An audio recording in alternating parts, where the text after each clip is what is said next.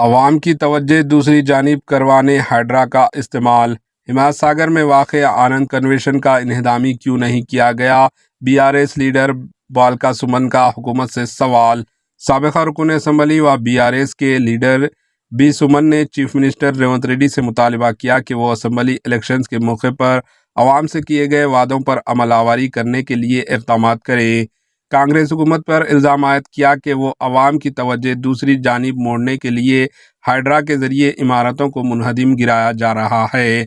बालका सुमन ने अखबारी नुमाइंदों को मुखातिब करते हुए कहा कि तेलुगु फिल्म इंडस्ट्री में ये सरगोशियाँ चल रही है कि नागार्जुना की जानिब से रकम ना देने पर इनकी एन कन्वेंशन को मुनहदिम कर दिया गया।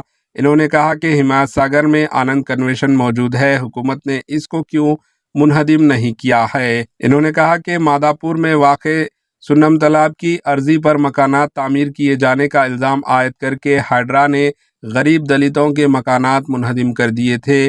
चंद यौम क़ब्ल महबूब नगर में भी गरीब माजूर लोगों के मकानात मुनहदिम कर दिए गए।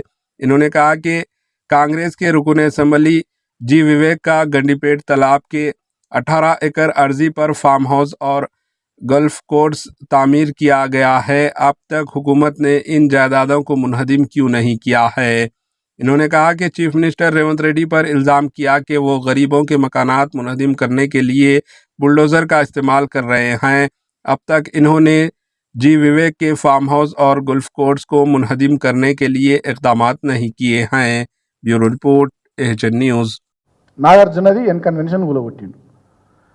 ఏం చెప్తాడు రేవంత్ రెడ్డి కానీ వాళ్ళ ప్రభుత్వ పెద్దలు కానీ అధికారులు కానీ ఏం చెప్తారంటే తమ్మిడికుంట చెరువును ఆ ఎఫ్టీఎల్ జోన్లో ఆ తమ్మిడికుంట చెరువు ఎఫ్టీఎల్ జోన్లో ఎన్ కన్వెన్షన్ ఉంది కాబట్టి కూలగొట్టినామని అంటారు.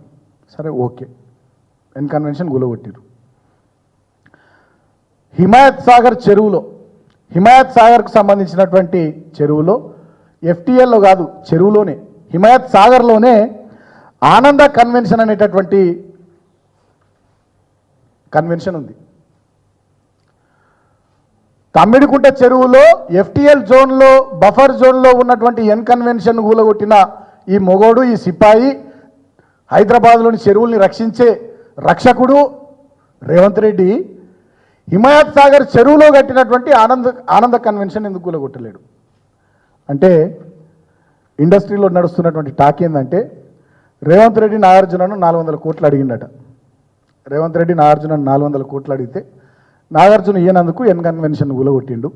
ఈ ఆనంద కన్వెన్షన్ అనేటోళ్ళను వాళ్ళని బెదిరిస్తే వాళ్ళు పోయి వీళ్ళ సోదరులను కలిస్తే వాళ్ళు ముడుపులు ముట్ట చెప్పుకున్నారు.